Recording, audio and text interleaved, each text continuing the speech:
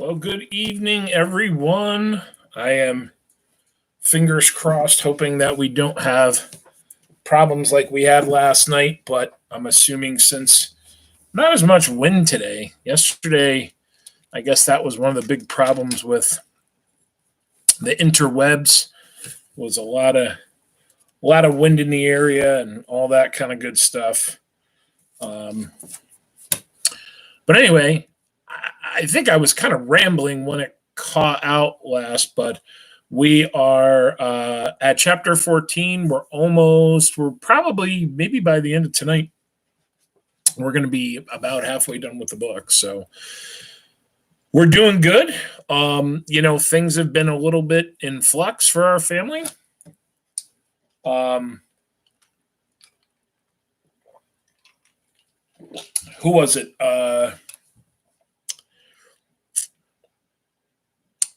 Was it Jonas had taken off, right? And now Yorgos has a new job in the fertilizer plant. The two little guys are selling newspapers, but they told them that they're going to have to go back to work in the fall. Go back to school in the fall. So they're going to have to stop working. But they've kind of become like two little hustlers. So that's kind of where we left off last night. All right, let's pick it up and let's get some good reading in and get caught up. A lot of big things happened today. Again, I'm going to leave it up to you whether you want to look at it as a good thing or a bad thing. But there are definitely some different, I guess, things that are taking place that people, I guess, are kind of going back and forth and, while they're interpreting. Anyways, let's read and then we'll get to it. So chapter 14. With one member trimming beef in a cannery and another working in a sausage factory, the family had firsthand knowledge of the great majority of Packingtown swindles. For it was the custom, as they found, whenever meat had so spoiled that it could not be used for anything else, either to can it or to chop it up into sausage.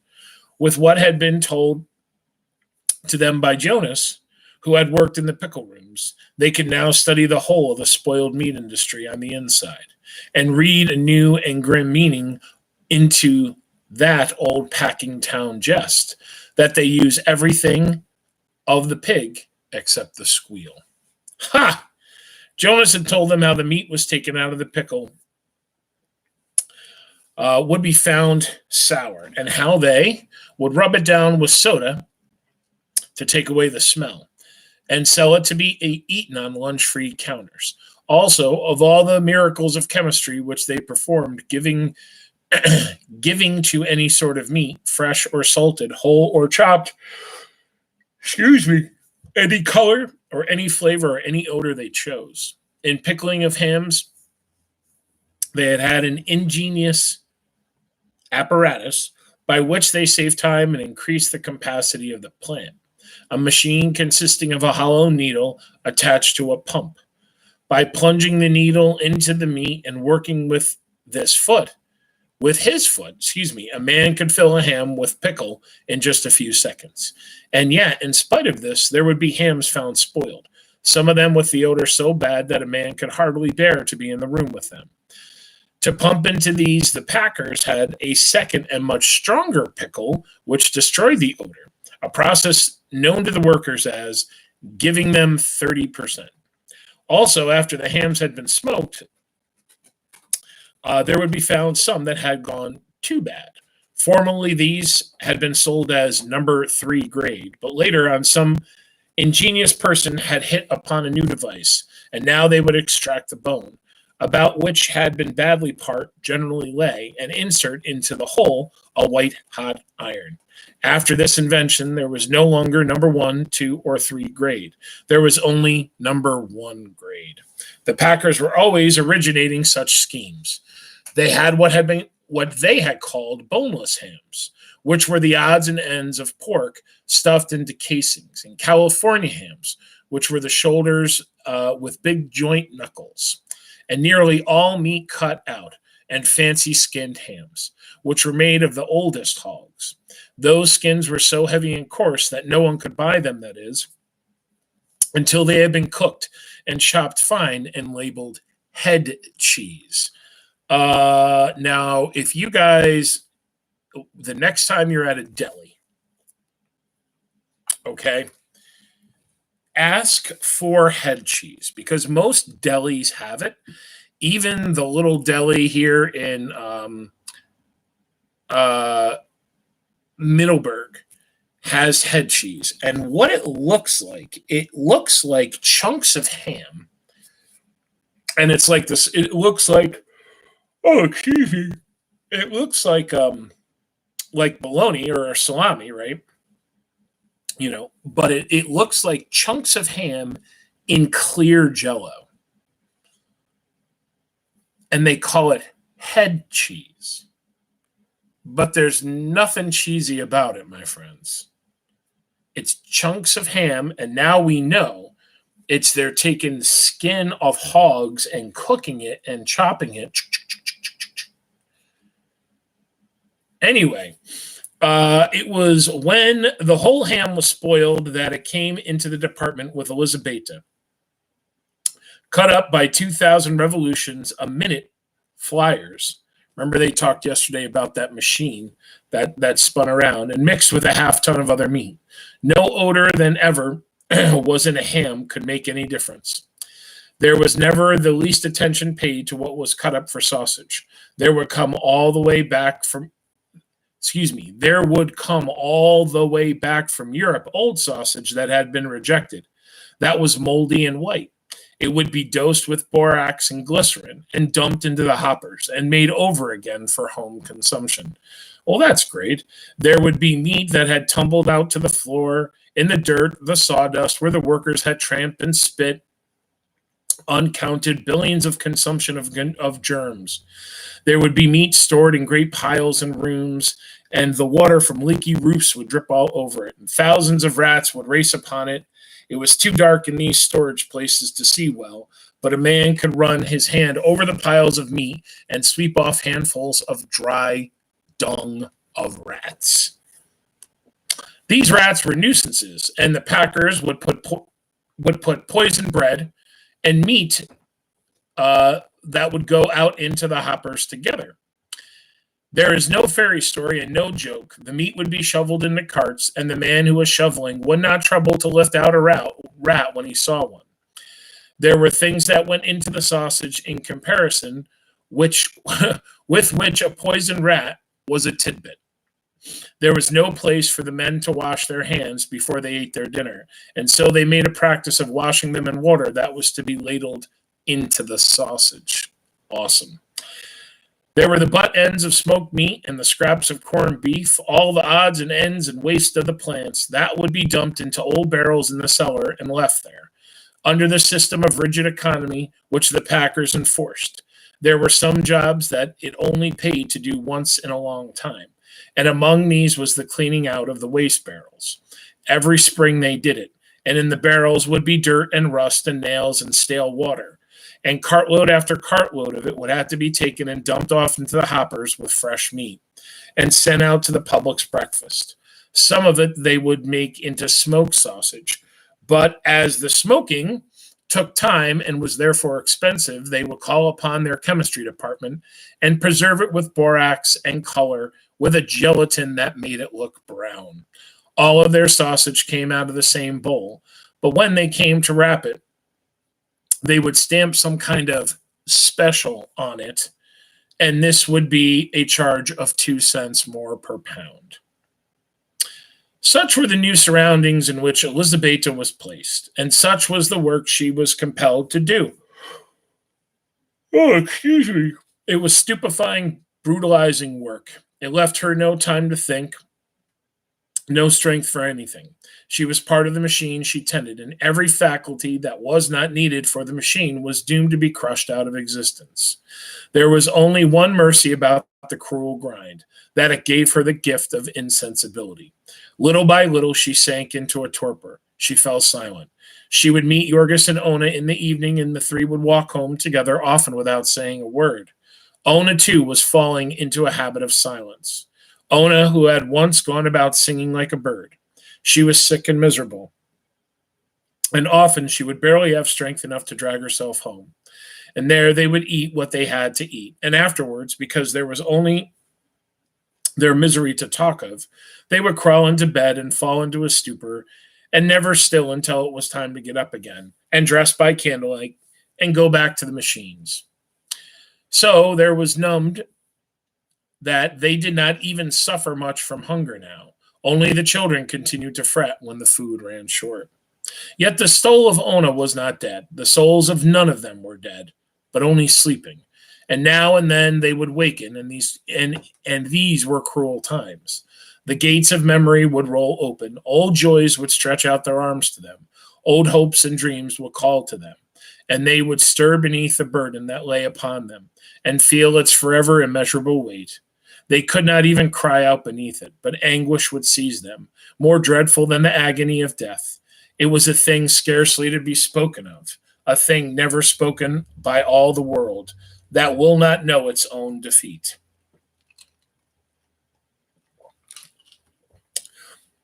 They were beaten.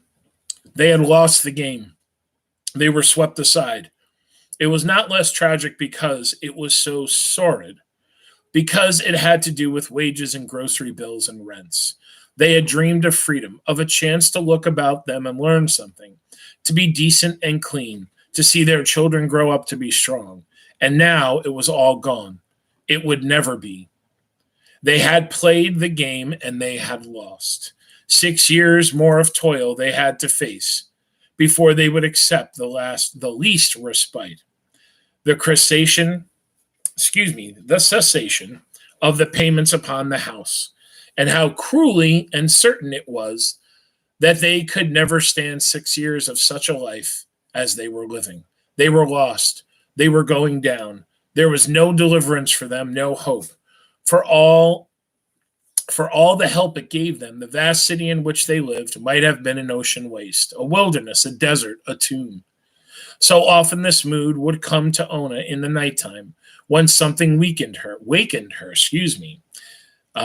She would lie, afraid of beating her own heart, fronting the blood-red eyes of the old primeval terror of life. Once she cried aloud and woke Yorgos, who was tired and cross. After that, she learned to weep silently. Their moods to seldom come together now. It was as if their hopes were buried in separate graves. Yorgos, being a man, had troubles of his own. There was another specter following him. He had never spoken of it, nor would he allow anyone else to speak of it. He had never acknowledged its existence to himself. Yet the battle with it took all the manhood that he had. And once or twice, alas, a little more, Yorgos had discovered alcohol. He was working in the steaming pit of hell, day after day, week after week, until now there was not an organ in his body that did not work without pain, until the sound of ocean breakers echoed in his head day and night, and the building swayed and danced before him as he went down the street. And from all the unending horror of this, there was a respite, a deliverance. He could drink. He could forget the pain. He could slip out of the burden. He would see clearly again. He would be master of his brain, of his thoughts, of his will. His dead self would stir in him, and he would find himself laughing and cracking jokes with his companions. He would be a man again, the master of his life. It was not an easy thing for Yorgos to take more than 2 or 3 drinks. With the first drink, he could eat a meal, and he could persuade himself that was economy. With the second, he could eat another meal, but then there would come a time where he could eat no more, and then to pay for a drink was an unthinkable extravagance, a defiance of the age-long instinct of his hunger-haunted class. One day, however, he took the plunge and drank up all that he had in his pockets. He went home half-piped, as the men phrased it. He was happier than he had been in a year, and yet, because he knew that all the happiness would not last, he was savage. Too with those who would wreck it, and with the world, and with his life. And then again, beneath this, he was sick with the shame of himself. Afterwards, when he saw the despair of his family and reckoned up the money he had spent, the tears came to his eyes, and he began the long battle with the specter. So, his coping mechanism, alcohol. Very common thing at the time, and we've already seen it, though he seemed to be able to stay away from it. It was a battle that had no end and never could have won. But Jorgis did not realize that very clearly. He was not given much time for reflection. He simply knew that he was always fighting. Steeped in misery and despair as he was, merely to walk down the street was to put upon the rack. There was surely a saloon on the corner, perhaps all four corners, and some in the middle of the block as well. And each one stretched out a hand to him. Each one had a personality of its own, allurements like no other. Coming and going, before sunrise and after dark, there was warmth and a glow of light and a steam of hot food and perhaps music or a friendly face and a word of good cheer. Jorgis developed a fondness for having Ona on his arm whenever he went out on the street, and he would hold her tightly and walk fast. It was pitiful to have Ona know of this. It drove him wild to think of it. The thing was not fair, for Ona had never drank, and so could not understand. Sometimes in desperate hours, he would find himself wishing that she might learn what it was, so that he need not be ashamed in her presence. They might drink together and escape from the horror, escape for a while, come what would. So there came a time when nearly all the conscious life of Jorgis consisted of a struggle with the craving for liquor. He would have ugly moods when he hated Ona and the whole family because they stood in his way. He was a fool to have married. He had tied himself down. He had made himself a slave. It was all because he was a married man that he was compelled to stay in the yards. If it had not been for that, he might have gone off like Jonas, and to hell with the packers. There were few single men in the fertilizer mill, and those few were working only for the chance to escape. Meantime, too, they had something to think about while they worked. They had the memory of the last time they had been drunk, and the hope that the time when they would be drunk again. As for Jorgis, he was expected to bring home every penny. He could not even go with the men at noontime. He was supposed to sit down and eat his dinner on a pile of fertilizer dust. This was not always his mood, of course. He still loved his family, but just now was a time of trial. Poor little Antanas, for instance, who had never failed to win him with a smile. Little Antanas was not smiling just now, being a mass of fiery red pimples. He had had all the diseases that babies are heir to in quick succession: scarlet fever, mumps, whooping cough in the first year, and now he was down with the measles. There was no one to attend to him but Katerina. There was no doctor to help him because they were too poor. The children did not die of measles, at least not often. Now and then Katerina would find them to sob over his woes. But for the greater part of the time, he had to be left alone, barricaded upon the bed. The floor was full of drafts, and if he caught a cold, he would die.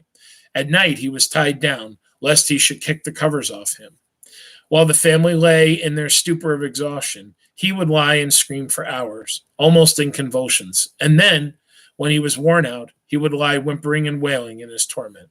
He was burning with fever, and his eyes were running sores.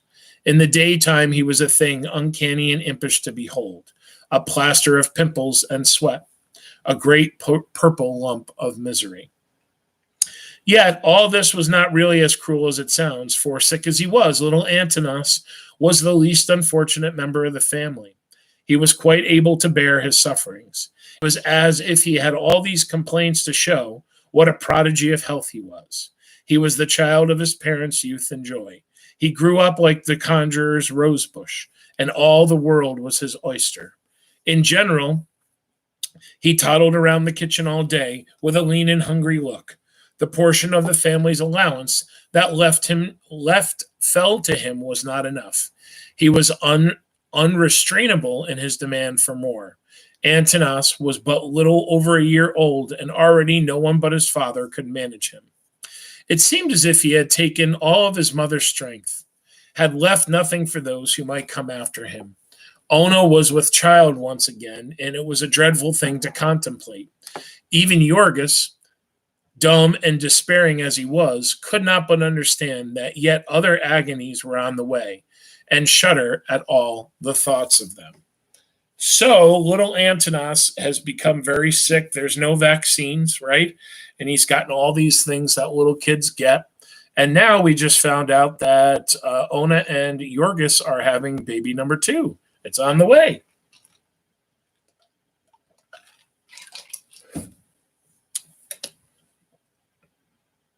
Okay, for Ona was visibly going to pieces. In the first place, she was developing a cough, like the one that had killed old Dede. She had had a trace of it ever since the fatal morning when the greedy streetcar corporation had turned her out into the rain. But now it was beginning to grow serious and to wake her up at night. Even worse than that was the fearful nervousness from which she suffered. She would have frightful headaches and fits of aimless weeping, and sometimes she would come home at night, shuddering and moaning, and would fling herself down upon the bed and burst into tears. Several times she was quite beside herself and hysterical, and then Yorgis would go half mad with fright. Elizabeta would explain to him that it could not be helped, that a woman was subject to such things when she was pregnant. But he was hardly to be persuaded, and would beg and plead to know what had happened. She had never been like this before, he would argue. It was monstrous and unthinkable. It was the life she had to live, the accused work she had to do. It was killing her by inches. She was not fitted for it. No woman was fitted for it. No woman ought to be allowed to do such work. If the world could not keep them alive any other way, it ought to kill them at once and be done with it. They ought not to marry, not to have children. No working man ought to